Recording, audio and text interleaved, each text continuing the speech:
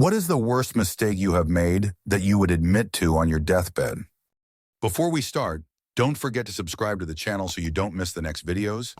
I wish you a pleasant viewing experience. Story 1. I was walking home after a house party nice and drunk and saw another house party, so I rolled in as if I knew people. Said, "Hey, thanks for inviting me," and grabbed a beer from the box. Went to pee and accidentally dropped my beer bottle, and it sheared off the side of the bowl. So, knowing I was straight ed, calmly flushed the toilet, saw how I compounded the mistake, and calmly left, never to be seen again. Story 2. Edit. Thank you for my first ever award on Reddit. I did not expect anyone to even see this comment in the huge thread of confessions. I'm glad so many people have enjoyed my shame. I was a little bolter as a kid, and one of my elementary school rivals, best friends, kids are dumb, got a puppy. I was jealous as hell, so I told everyone that my dog was going to have puppies. I kept up the ruse for weeks. Finally, the enemy, Shard Bestie, was due to come over to my house. I knew I was in deep, so I came up with the best and also darkest idea. All the puppies died. We had a massive unkempt backyard, so I made a pile of rocks and put sticks in the shape of a cross. When she came over, she asked my mom about it. My mom said there were no puppies, and I told my friend that mom was just so devastated she wouldn't talk about it. I showed her the grave. My dog, who was spayed the whole time, was standing in the yard with us, solemnly looking at a pile of rocks. She thought we were out there to play fetch, so she just stood next to me, which made my friend further believe my dog was mourning her puppies. That was the end of it, and I never fessed up or admitted it to anyone. Story 3. I once said to a patient something to the effect of, "Is this your little brother?"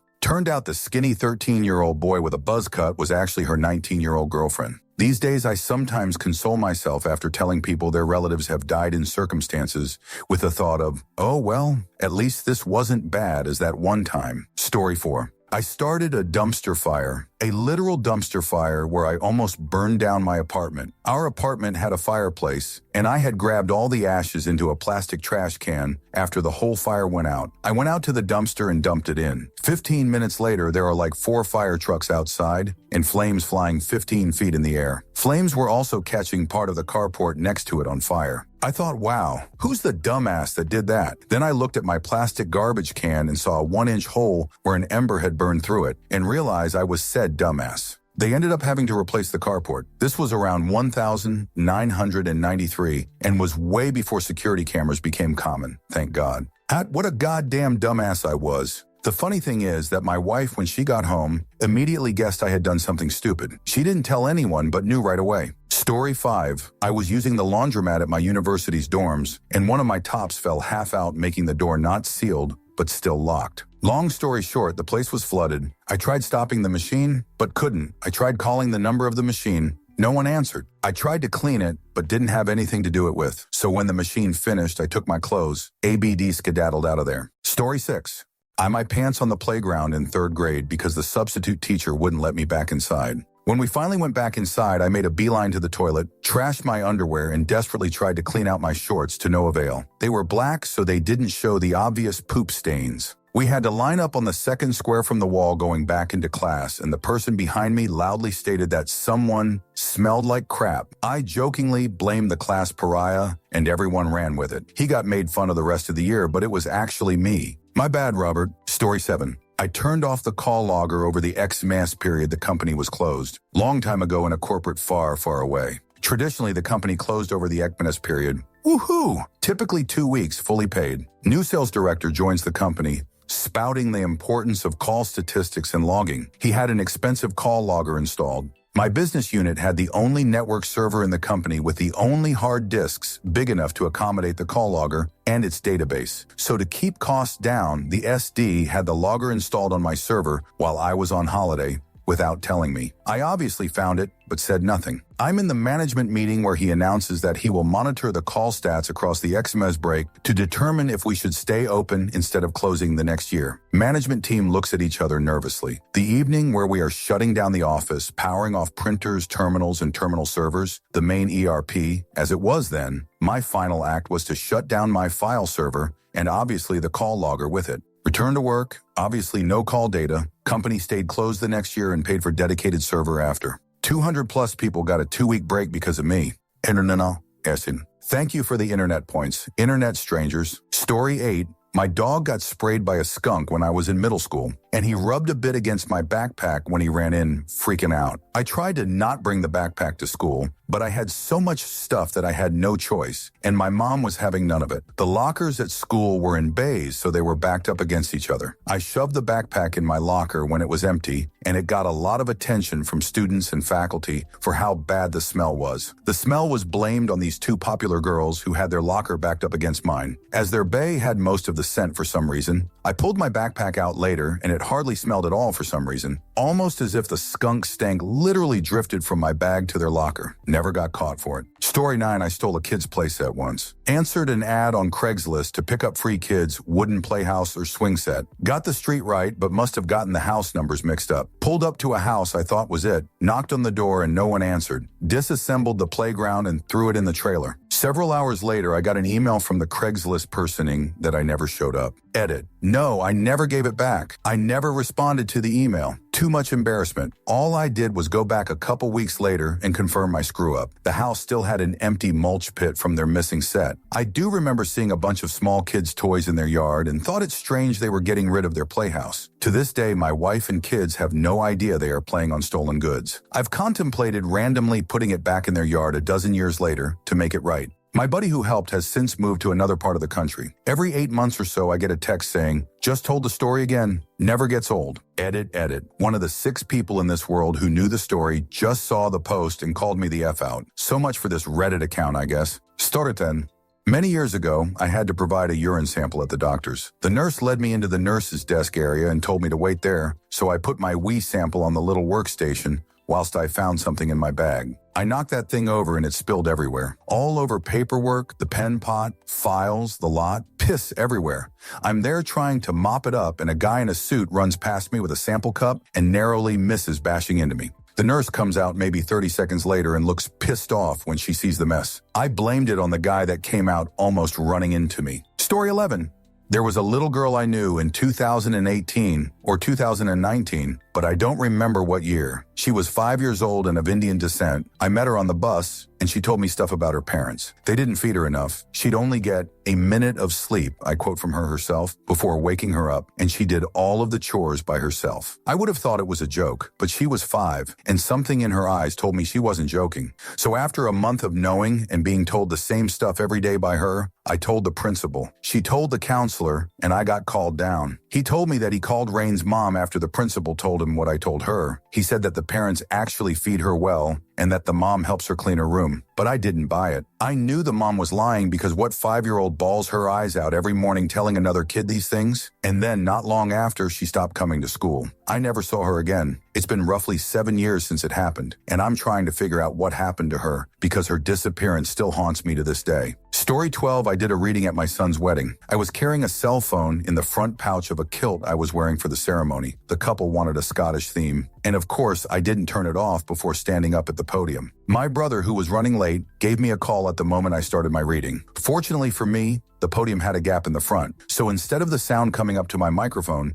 it traveled out to the pews. Everyone started reaching for their phones to check that they had shut them off. There were over 60 people there, and nobody was looking my way. I slipped my hand into the pocket and shut the phone off while they were distracted. At the reception, people came up to me and apologized for allowing their phones to ring, and that they couldn't reach them in time to shut them off. A lot of people were angry, and there was a lot of discussion at the reception about who would have been so rude. Nobody suspected it was me, and it's going to stay that way. Not saying anything, not even on my deathbed. Story 13. A lot of people clogging toilets, goddamn. Anyway, I was 4 years old and set fire to some weeds near my grandparents' house and almost burned the whole farm down. The firefighters came and put everything out. Took them a while to combat the blaze. They put it out and absolutely no one asked me anything, because I was 4, I guess. I wonder if my grandparents knew to an extent. Probably. Story 14. I was driving a short bus to take some kids on a field trip. I'm a teacher, not a bus driver, but generally a very good driver and no idea what I was thinking. And to be fair, it was a newer bus and was bigger than the older ones. But before I picked up the kids, pulled into the parking lot, thought I could get through, and when I realized it was a tighter squeeze than I thought, instead of backing out and going the long way around, I decided to try anyway. I scraped against someone's car. This was at my school, a very small school with like 25 staff. The front of the school is all huge windows, and the office staff faced them all day. Somehow, no one saw what happened. I backed out, went on with my day, day and never said a thing, and never heard anyone mention damage to their car. Story 15. One time I was at a popular party when I was about 12. It was a co-ed sleepover at a girl's grandparents' house, and as nighttime approached, I started getting really nervous and nauseous. At one point, I knew I was going to throw up, but I wasn't going to make it to the bathroom. My best friend at the time saw that I looked like I was going to puke and turned off the lights. I threw up on the floor, but it was really watery because I hadn't eaten all day from the nerves. We heard a scream, and when my best friend turned on the lights again, one of the girls had slipped in the vomit. We played it off like someone had spilled something, and then I called my mom to pick me up. So embarrassing. Story 16. When I was in college, I was taking a dump, and there was someone next to me in the stall at the library. I ate 3 burritos the night prior. After getting done, the handle wasn't really working, so I pushed it down 4 times like a dumbass. I think I used too much toilet paper as well. It completely overflooded in seconds with poop water. I was panicking, and the dude next to me was like, Is this? I left the stall and could see the guy's legs try and stand up, and he fell in my poop water. I ended up putting that toilet out of service for a week with caution tape around the men's restroom. It flooded into the carpet of the library. When working at the library on the computer, it was a forlorn reminder. I'm sorry, man, you probably tell that story at a bar whenever you can. Edit more details of how I ruined a guy's day. Story 17.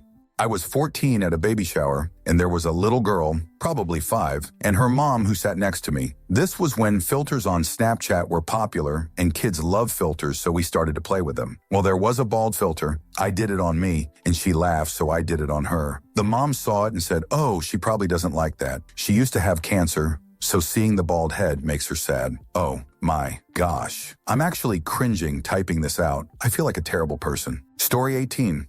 I had a really troubled childhood and drank a lot in high school and first 3 years of college. Heavy. I am no longer that person. But anyway, senior year of high school, I went to a concert with friends and got so messed up, I got kicked out of the concert. My friends stayed, and I guess my plan was to sleep it off in the car. I didn't do that. I have vague memories of running around the surrounding neighborhood, knocking on people's doors. Who knows why, honestly. And I remember one very sweet family answered the door, sat me in their living room, gave me water while I sobbed. Again, why? And they called the cops to deal with me. I'm lucky this was not current times, where people are not always so nice. The cop called my parents, they picked me up. I am still this day so mortified about my nonsense impeding on this family late at night. I pray only good things for that family every day. Story 19. Leaving Kathy. She was a good person, kind, generous, and caring. I was an asshole at the time and very much into me. I regret it every single day and wish I could tell her how sorry I am. Update. Wow, I'm totally blown away by the responses to this. To those who have, thank you.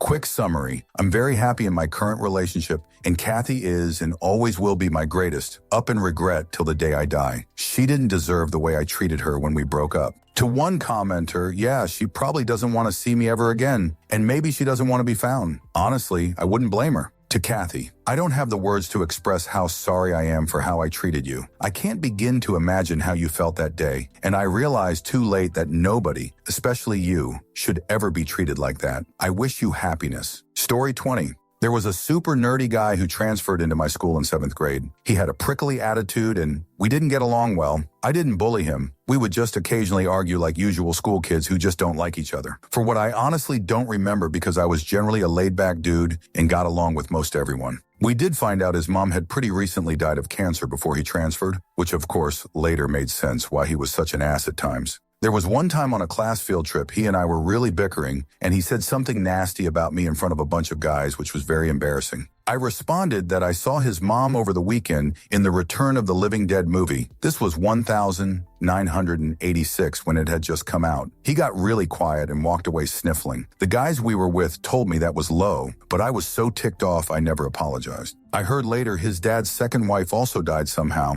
and his dad was hit by a car in our city's downtown and killed about 20 years ago. To this day, it's one of the worst things I've ever done, and still makes me cringe to think about considering what awful his family endured. Story 21. Went to a Halloween party hosted by the girlfriend of one of my homies. Had to go out to my car to grab something. I got back to the apartment and forgot to take my shoes off. After a minute, I noticed a smell. I look at my shoe and I had stepped in dog. In a blind panic, I went to the bathroom to try and clean my shoes. To make matters worse, I used the sink to clean my shoes. The same sink she uses to wash her face, brush her teeth, etc. I got my shoes cleaned and went back to the living room. Moments later, Laura, not her name, raises her voice and loudly asks, "Who tracked dog in my house?" Everybody in the apartment went dead quiet like a DJ had scratched the stylus across a record. My face was red, and I felt about 2 inches tall. I sheepishly exclaimed it was me. As everybody in the party is now looking at the two of us, she then says, "You aren't supposed to wear shoes in the apartment." It just got worse when she found out I used her sink to clean my shoes. I honestly can't remember anything after that. I try to just blank this memory out. Thanks for the reminder, OP. Story 22. Back in the 90s, I traded my foiled Zapdos for a foiled Blastoise. I was young and naive and unaware. The moment trade was done, the kid whipped out his card binder, flipped through the entire thing, and there was one empty spot left out of original 151 Pokemon, and slipped my card into the only empty spot. He completed the collection. Everyone erupted with applause and congratulated him, with me standing there in disbelief. He didn't even mention Jack to me about that. I got hustled hard. I will regret this until the day I die. Story 23. Ruined a relationship with a perfect girl back in 2000 as I was trying to get my foot in the door towards the UFC. Was training like a madman, messed myself up in the head real good, and just distanced myself from everyone. Ended up getting second place in a major tournament, needed first to advance, and tore my shoulder. My journey ended there. Broken, defeated, and lost the one person who cared about me the most. Still think about her to this day. Story 24. At 16, I got knocked up by my first boyfriend. I wanted an abortion, but the county clinic lied and said I was too far along since we could hear the heartbeat. I gave birth a week after my 17th birthday and gave the baby up for adoption. Everything that happened during and after severely traumatized me, and I can pinpoint that as when my life went downhill for a couple of decades with an alcohol, compounding traumas. Every time someone praises me for what I did, it feels like a gut punch remembering everything I lost, but I never admit the truth. I don't regret what can't be changed, but I wonder how different my life could have been. Story 25. I won't wait until my deathbed, but this is still a massive and recent up. I hung out with a guy from my boyfriend's parents' church years ago.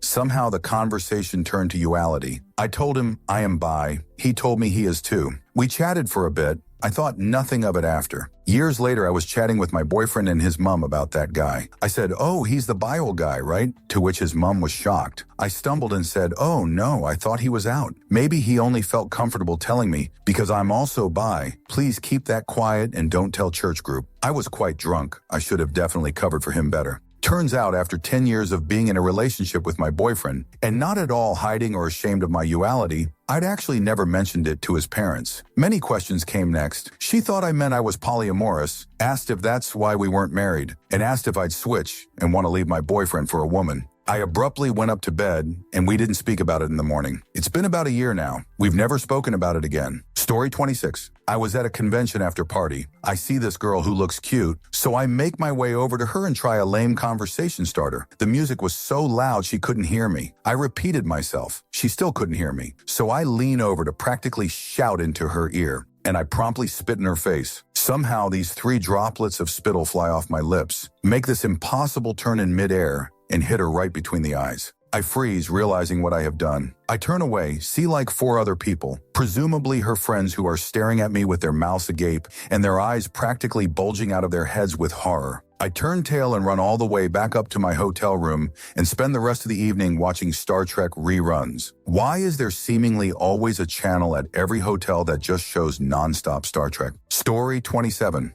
I once had 2 girls that wanted to go out with me. I didn't want to go out with both of them at the same time because it would have felt slimy, so I had to pick between them. The one I picked to go out with friend-zoned me, and the other one got a boyfriend right after. So basically, I killed 2 birds with 1 stone on myself and got the worst possible outcome that still irks me to this day. Story 28. When I was married to my first wife, my stepson was a bit of a wimp. Kid just never stood up for himself. Kids would cut in line in front of him, take his stuff, bully him, and he just stayed quiet. One morning, my ex-wife was in a rush to do something and asked me to take him to the bus stop. Most of the kids' parents didn't walk them. Most of the kids just walked themselves and waited on their corner. These 2 boys walked up to the bus stop, and my stepson got really weird and hid behind me. I knelt down and asked him what was wrong. He told me those 2 boys were the ones who kept bullying him in the bus. These 2 boys specifically had alcoholic parents. The entire neighborhood knew because they were always drunk or on the porch drinking. I walked up to the 2 boys and said, "Hey, let me talk to you."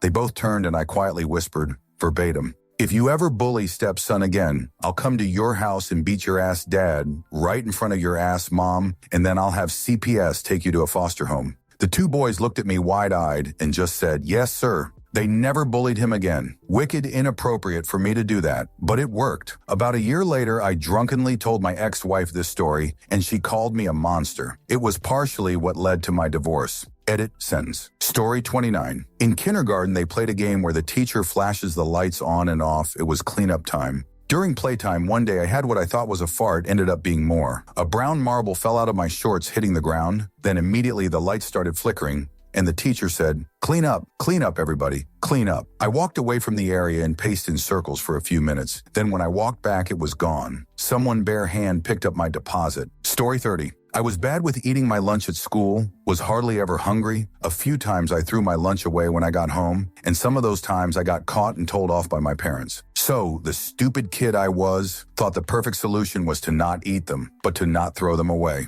As you can imagine, that resulted in them being left in my bag, usually going moldy, until I could find an opportunity to dispose of them without risk of getting caught. Finally snapped out of that phase when there was an incident at school. Someone nicked a key from one of the keyboards, and as a result, they wanted to do a bag search of our entire class, instructed us to empty our bags onto the desks, etc. I was fortunate they didn't actually look in the bag and trusted me enough to just accept the items I had laid out on the table, but I fully appreciated how narrowly I had avoided an awful situation. Story 31. I came home drunk at 5 a.m. and couldn't get in the house as Dad had left his keys in the door. I went round the back and tried to prise open the back window. In those days, it was a single glazed window with a metal drop-down latch that was loose. If you banged it, it would make the latch jump out of the clasp. Well, I banged it too hard and broke the glass, shattering it. I promptly jumped in and grabbed my dressing gown that was sitting on the pile of clean washing, put it on, and pretended I just woke up to noise and I'd come to investigate. I said I couldn't be sure if I saw someone jumping over the fence escaping. Cue my mom calling the police about an attempted break-in and the police calling the council to fix the window. The police giving mom details of victim support. This was 1,989, and I've never told her it was me. Story 32. My brother tried calling me, and I declined the call. He killed himself around 10 minutes later. It's been 11 years. I was 10 years old. I can't tell anyone because I feel so guilty, and I haven't said a word about it until now. I'm battling some pretty heavy drug abuse, and I have tried rationalizing my childhood so I can blame something. It's my fault I got addicted, and I know it. I didn't cry at his funeral, still haven't cried about it. What if I'd answered? Would it not have happened? Would it still have happened? Either of those wouldn't have mattered if I heard you speak one more time. I love you. I've tried to live for you, but you should be living it. I miss you so much, Aaron X. Story 33.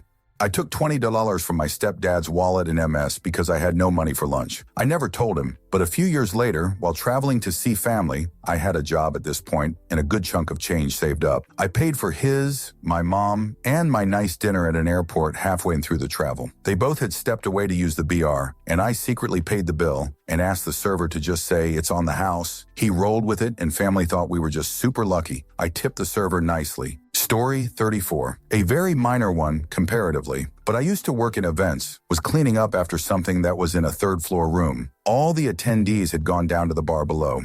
There was a big thing of water that I couldn't be bothered to carry out while it was full, so had the bright idea to tip it out the window. Didn't realize the outside area of the bar was right below. Poured it over absolutely everyone. Cue shrieking in anger. Nobody had seen me specifically, just experienced the water. So I locked myself in a cupboard while the angry mob came up looking for the culprit and emerged an hour later. Story 35. In college, and there was a dude that always tried to annoy and wind me up. I wasn't a victim of bullying by any means, but he was a bit of a bully type, but not too serious. One time he threw food at me from over the food hall. I got up and chased him round a table for a second mad F and ankle tapped him with my foot. He fell and had to go to hospital and stay for days with a serious concussion and badly bust up face. Police involved. I told staff, and police he fell, and I think he thinks he fell, but I legged him up pretty bad. Story 36. I used to work at a golf course. The break room was the basement of the main clubhouse building. The job was a regular 9 to 5, Mon through Friday. On Friday, I took a massive dump in the break room toilet, the kind of dump that can clog a toilet with minimal paper involved, and that's what happened. The turd choked the toilet dead, and that's how I left it. Dead, choking on a turd. By the time Monday rolled around, no one had discovered the porcelain corpse in the basement. It smelled like a crime scene. Long story short, Me and the other dudes spent all afternoon unclogging the toilet. My eyes stung with chlorine. My 3-day-old turd held on for dear life. We eventually won the battle, but at what cost? No one ever found out who clogged the toilet. The mystery, like the smell, still lingers today. Story 37. I was running around my uncle's farm with my sister when I was young. There was a coop nearby with all of the chickens wandering freely. I accidentally tripped over a chicken, and it got all messed up like twitching and couldn't get up on its own. Someone asked what happened to the chicken, and I was so terrified I blamed it on the farm dog. My uncle walked over and snapped the chicken's neck, and that was it. Story 38. When I was 18, I was already in college because I graduated high school early. I was still 17 when I started my freshman year. I met a grown-ass man who was 24 who I started dating. He was awful, narcissistic, abusive, played mind games with me nonstop. I didn't realize what was truly happening. I always felt like I was doing something wrong. He drank a lot, and one night he invited all these sorority girls over and proceeded to flirt with them in front of me while calling me a child for not drinking because I was mad. So I did drink, out of anger, like I would show him. I got super drunk, and then I was drunk and angry. He continued flaunting his awful behavior in my face, piled us all in the car, and went to Walmart, which was so stupid. When we got there, everyone got out, and he seemingly, very sincerely asked what was wrong and told me he wanted to talk about it. When Jay started to speak, he interrupted me and said, "Never mind, I just realized I don't care." I was shocked and felt so rejected and confused, and I was angry and drunk. He got out of the car and they all walked off laughing at me. I was gutted. I was probably starting to black out too. I vaguely remember getting so upset and kicking. Well, I did kick. I kicked his windshield on accident and shattered it. He took off. I took off after him. Everyone was drunk. It was awful. I was 8 hours from home and alone. Too young to be there. Too naive. So scared. He showed up at my dorm, took my purse, my money, my student ID, which was my food card, and my truck. Refused to bring it back for a week, and I had no food. I immediately paid for his windshield so that he'd bring my truck and my stuff back. Very quickly, I realized how awful he was. We broke up. He kept coming around trying to manipulate me. That semester, I moved back home and got away from him. My biggest regret was that I let him manipulate me and reacted to what he was purposely doing to me. I was way too young to be dating him. He was much too old to be interested in me for any other reason than messing with my head. The best thing I could have done at that point was get away. He might have strung me along for years, but when I think about it, it makes me sick that a man could treat a young woman that way. He did it all on purpose. I am proud of myself that I cut him out. He would message me occasionally and try to worm his way back in, and I refused to let him. Sometimes our worst memories are the ones that taught us the most. Story 39. When I was 10, a little boy thought it was funny to harass me and my friends on the playground. Every day he followed us around and called us names and blocked the slide and just was generally obnoxious. One day I'd had enough, so I grabbed the kid's arms and had my bestie grab his legs, and we went 1, 2, 3, and then chucked him about 6 feet through the air into a metal tetherball pole. It broke his arm and collarbone. One of the playground monitors pointed at me very angrily while trying to comfort the kid who was screaming and demanded to know my name. My bestie had already run off as fast as she could. I gave her the name of a girl in my class who had nothing to do with it, but I just really didn't like her. Story 40. Me, my older brother, and our friend Chris walked a couple miles to Walmart in the snow. On the way back, my stomach went sour as fast. I couldn't make it. My pants walked behind everyone. Got home, and a pipe busted. The water was turned off. I got a bottle of water and a rag, did the best I could, then applied tons of baby powder hoping to absorb as much moisture as I could. As soon as the water was back on, 2 days later, I took a long hot shower. 110 would not recommend. Story 41. I was the reason tag got banned at recess in the 1st grade. To be fair, it happened because I was covering up for a girl who begged me in tears not to tell anyone she'd shoved me to the ground, causing me to get a buckle fracture in my left wrist. She'd said it was just a game, her and one other popular girl, and I had no friends and was mute and desperate and naive, so I let them shove me around the playground. She'd told me not to tell, my wrist broken and throbbing, and I went back to class without a word. I didn't shed a single tear myself, hid my wrist beneath the desk, listened to my teacher speak until she asked me, "Rachel, what's wrong with your wrist?" I guess she had seen somehow, and when I managed out a week, nothing, she kept pushing. Now, I like this teacher, but she didn't handle this situation the correct way. She should have taken me out into the hallway to ask alone, knowing how petrified of speaking and social pressure I was. I had selective mutism for the kids at home that are wondering. But instead, She prodded some more and made me come up to the front of the classroom, all eyes on me. I felt like I couldn't breathe. And in front of everyone, my worst nightmare, she demanded to know what happened, so I made up a lie.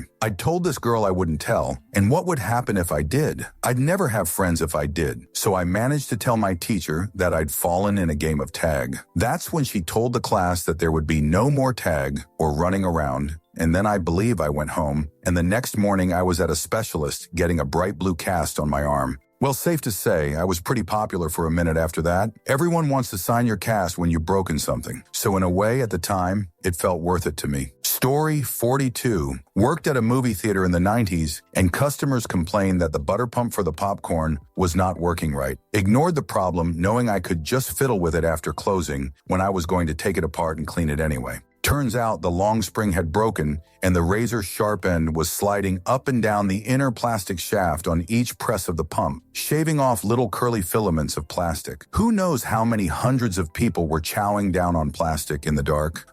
Nobody ever called or complained. Ever called or poisoning people with microplastics before it was cool. Story 43. This is mainly about me, but also involves some ancillary uppage too. I was once reported on the radio as a mysterious man attempting a series of B&Es. What had happened was I'd moved away from my family for the first time for a job. New town, new job, new me. I lived in a house share, and me and two guys decided to go out for 1 or 2 drinks, as 2 of us had work the next day. The look me and the other guy who had work the next day had when the third guy started buying us tequila shots went from concern to we're in. I've had times in my life where I've drunk a lot. I was always able to handle my drink pretty well. This is in part because when I get drunk and I get tired, my brain shuts down and I just automatically walk home like a boozy robot. So we're at the club. He'd moved from one of the biggest cities in the UK to a tiny little town. This was literally their one club, where the friend who didn't work got so plastered, he fell asleep on the dance floor. The next time I would see him, he'd be asleep naked in our kitchen. So other friend who has to work says he'll take first friend home. I stay for a little while longer because I was having a good time and didn't care about work at this point. Then some dude half my size with an inferiority complex accused me of trying to steal his girlfriend. Buddy, I can barely see straight, and I've never been that kind of person. I talk him down and shake his hand, and then my brain decides to enter sleep mode, so that's that. Except my internal GPS wasn't calibrated for New Tiny Town. It was still set for my mom's house. So I do what I always do, found the main road,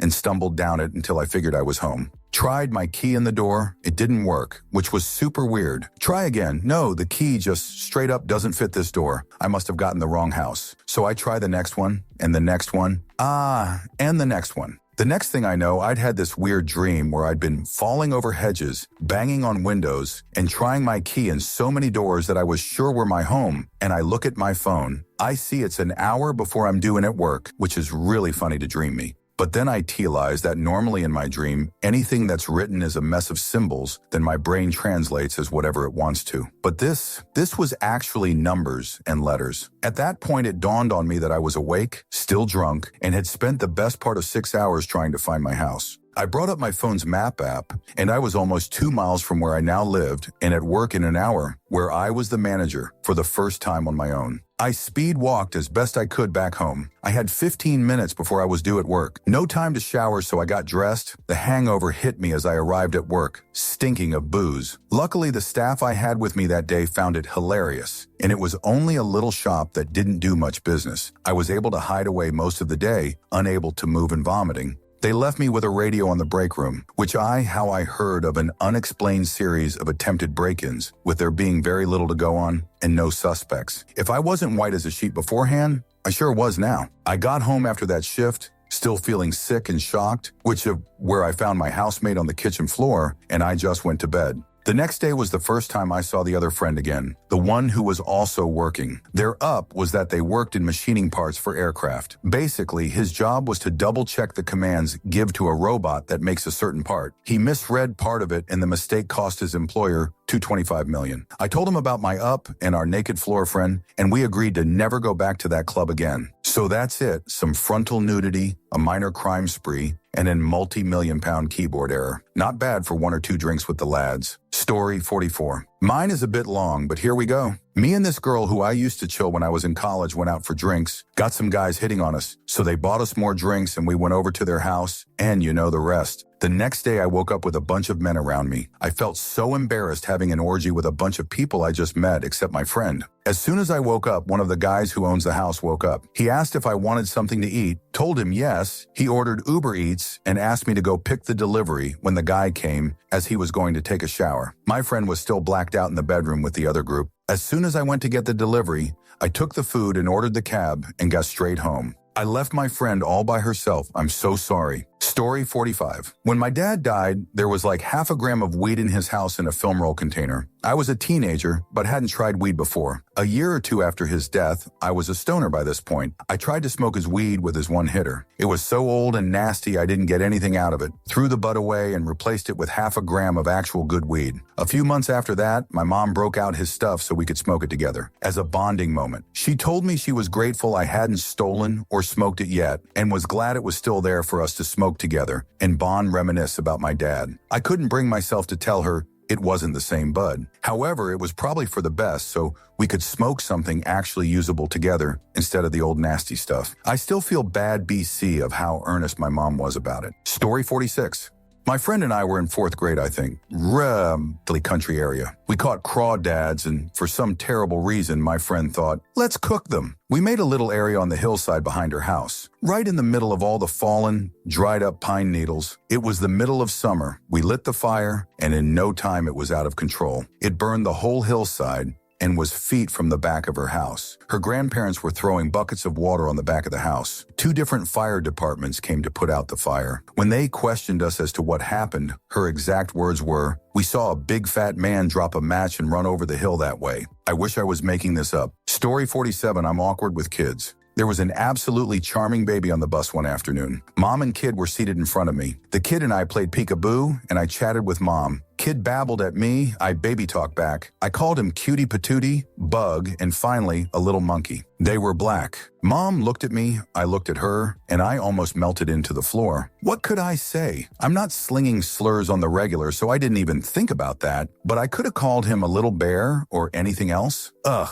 She seemed to shrug it off. Maybe the horrified look on my face said more than I needed to. But damn, sorry cute baby mom. This is why I try not to interact with kids under 5. Story 48. Got another one. Company before the one, where I borked the call stats. A long time ago in a medium-sized IT distributor, far away. Celebration throughout the company, we've just signed a contract to distribute SCO Xenix and a what can only be described as a kludged version of Lotus 1-2-3 that supposedly ran on Xenix. No one had a clue what we had just signed. No one in the company knew what Xenix was, other than it was an operating system like DOS, but better, look, press F key, and get separate login consoles. We can do more with less. I was the uber geek in the company, think 50+ people, 75% were sales and me, the sales arch engineer techie. Given a copy of Xenix to install on directors' machines, along with the pirated, hacked version of Lotus 1-2-3. Me having absolutely no clue WTF Xenix, other than it wasn't DOS and wouldn't run DOS programs, tried to point this out, told to just do it, but make sure you back everything.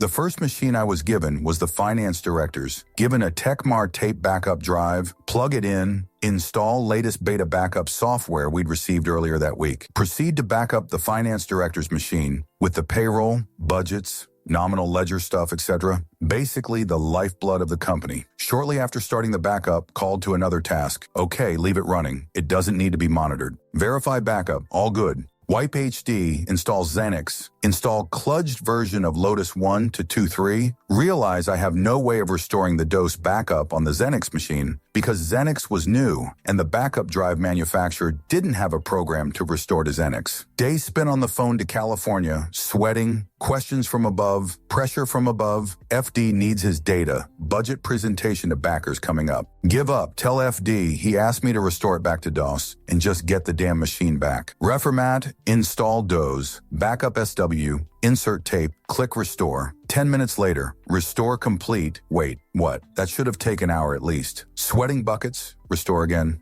Same. Get a new tape, back up the machine again. Sans FD's data still on the tape, or so I thought. As I work through the menu, notice the right subdirectory option is not selected. Check previous version software. The subdirectory is selected. Realize the beta had changed this default for some stupid reason. Then it hits, I've wiped all the critical finance info and have no backup. Emit. Hey FD big boss, do you by any chance have a floppy disk backup? Then the lies begin. I can't remember exactly what Technobull I told him, but I was off the hook. He had a backup from the previous year-end, 6 months ago. My ability to spin Technobull answers to questions becomes a core facet of my 40-plus year career in IT distribution, realizing literally 99% of the people I work with and meet are probably unqualified for their roles. Story 49. Not a up per se, but still something I will never admit to the people involved for a very, very long time. I got my driver's license in my 20s, basically right before moving from my northern U.S. home state to my partner's, 12 hours south. For the majority of my driving life, I've done so almost exclusively on southern roads, with southern drivers and southern weather patterns, none of which involves snow.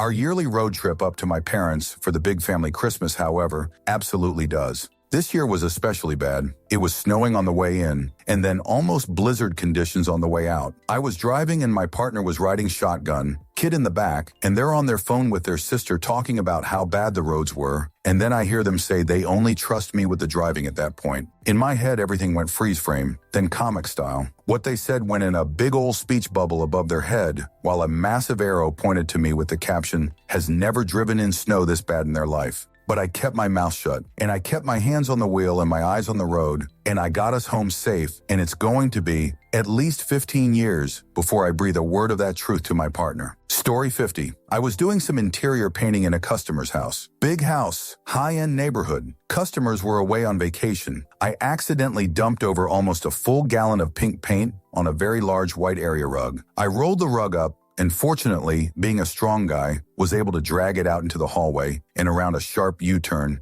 and outside into the backyard. The yard was fenced and had a large patio. I turned on the hose and sprayed it for a long time until all of the paint was washed out. The paint went down the drain and, unbeknownst to me, out into the curb and down the street. A neighbor came over and told me that pink paint was running down the curb. So I ran a lot of water down the drain to wash it away and got away with it. I left the rug on the patio to dry and came over again every day to turn it over. When it was all dry, I rolled it up and dragged it back in. I got away with it. Story 51. This is really ed up. I was 16 and woke up one morning and really didn't want to go to school. So I lied to my mom and said my back hurt a lot and I didn't think I could handle going to school. So my mom let me stay home. The next day was a beautiful day and I really didn't want to go to school again. So I said my back still hurt. This time my mom got worried and she called me out of school but made an appointment with our family doctor to get my back checked out. Well, sure enough, our doctor was very thorough and ended up having me get an MRI, which showed I had a severely bulging disc in my lower back. The thing is, my back didn't hurt at all, but I wasn't going to admit it at that point. Almost 40 years later and one back fusion surgery, I still haven't admitted that my back never hurt, and I got a major back surgery all because I wanted to stay home from school. Story 52. My relationship was rocky,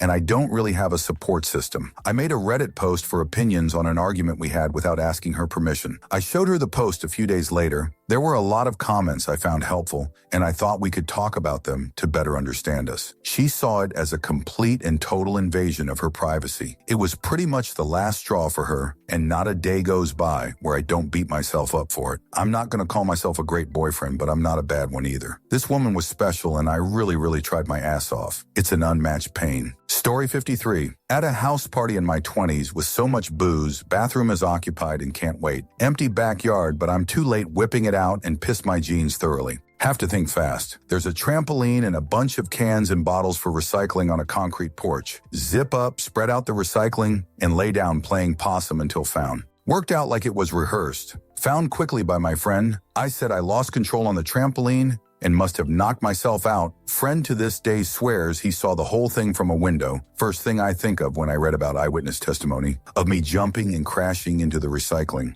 Girl who lived there gave me sweatpants, put me to bed, and threw my clothes in the wash. I was so ready by then to call it a night anyway. Still can't believe how flawlessly it worked out. I'll confess to my friend one day, but it's his favorite story about me. Story 54. Not mine, but my ex-husband had a memorable one. He went snow skiing with his friends, and after a couple runs, he got the runs. He proceeded quickly to the lodge and ran into a stall, then decides it would take too long to get his boots and snow pants off. So his thought was to unzip the lands far enough in order to bite and just rip off his now soiled underwear. Quite some time passed before he succeeded with a complete removal. His tightly whities were soaked with diarrhea. So then he decides it would be a good idea to flush them, rather than risk being caught walking out to the trash with them in hand. Lo and behold, the toilet clogs so much that the water starts seeping out of the stall. Now his friends are concerned and are all coming in the bathroom just as the water is making its way out into the bar area. He never lived that down. The guy had zero common sense. Story 55, burned my workplace down because they took my stapler. Okay, not really.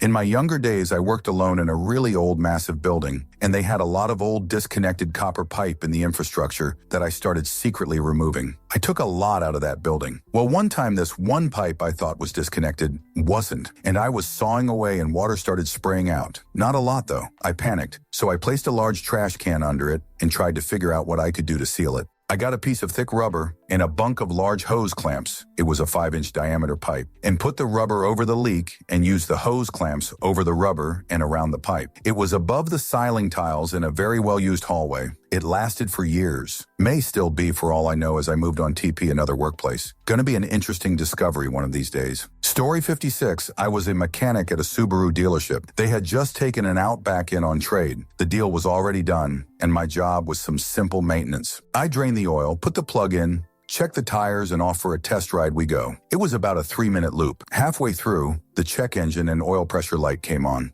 That was when the light bulb in my head lit up, realizing I never put oil back in the car. I drove back, that flat 4 ticking like a motherer, filled it up behind the shop, pulled into my bay and asked the lead tech, "Hey, does this sound like a motor knock to you?" He said to fire it up. "Yep, thing's fried, needs a motor." I simply filled my report out and said it was toast and prayed. Somehow it never came back to me. Story 57. When I was 10-11, my family and I took a holiday to Portugal. Our hotel room was the 5th floor and next to laundry room and then right next to a fire exit. In my inquisitive mind, I went around the whole apartment opening and closing things like a typical child. Well, I opened the window and mosquito net visor, which backed onto the corridor near the fire escape. We considered staying at the hotel that night because we'd exhausted the restaurants and sites in the area, but at the last minute we thought, nah, let's make the most of it. Came back to the apt around 11:30 p.m. and went to sleep. My dad woke first the next day and saw blood all over the back of our apartment door, opened up the wardrobe, and perhaps 3 of my mother's clothes had holes and blood over it. We looked at the safe and it had been wedged open with a blunt metal object. We went and told the front desk and queue the police arriving at our apartment as well as the hotel manager. I will always remember him being absolutely fuming at being called into work. Well, the police found lots of towels, a butter knife that the kind intruder had taken from our drawer, and my mother's t-shirt in the laundry room. Once he finished dumping the evidence, he must have sat on top of the fire exit stairs and went through our belongings. He took $300 cash but left our passports and travel checks in a super neat pile in the corner of the top stair. Spent the remainder of the holiday in total panic and racked with guilt that I upheaved the family by forgetting to lock the bloody window and mosquito net. Story 58, hanging out with my cousins and brother.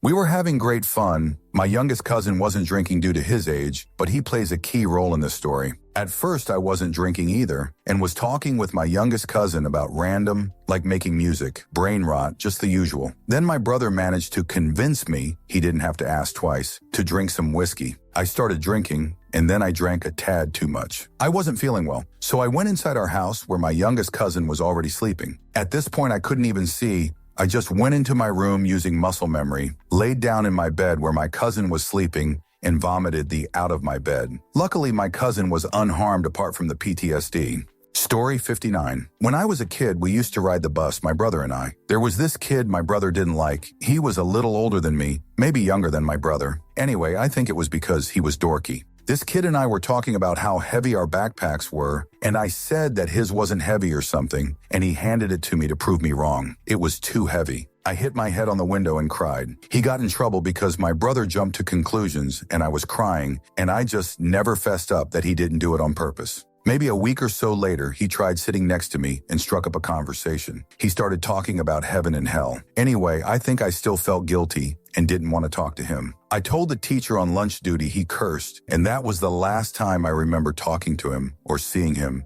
I feel really guilty still, but that's my story. I've never told anyone else. Story 60. Quitting the job I loved because someone I trusted came to me crying and said that God told them that I must leave and he'd take care of me if I did. I listened and quit immediately. It was the height of reselling, and I was making between 601 or 0 plus a day, only having to put the shipping label on the package from my amazing wholesaler. I never financially recovered and ended up losing everything. I never could get back into it, and my deserving wholesaler had replaced me. I still haven't found a job that pays that much, and it's been nearly 18 years. The person who gave me the word was later diagnosed with severe bipolar disorder and other conditions. No, she didn't have any evil intent and didn't try to take over my old business or anything. To this day, she still believes what she heard. Story 61. Went to a party when I was 18 and had with a random drunk guy, K. Fast forward to 3 years later, I met a guy, T, and we start dating. I meet his brother. We know each other, but don't remember why, how. Because we live in a small town, we assume it is because we've seen each other around and we have friends in common. T and I eloped to avoid the drama of a wedding. At our post-allotment party, a friend pulls me aside and says, "I didn't realize you married K's brother," then proceeds to remind me exactly how I know K. I freak out and swear her to silence. Turns out that K was married when we had. Someone ratted on him, and his marriage ended up breaking apart.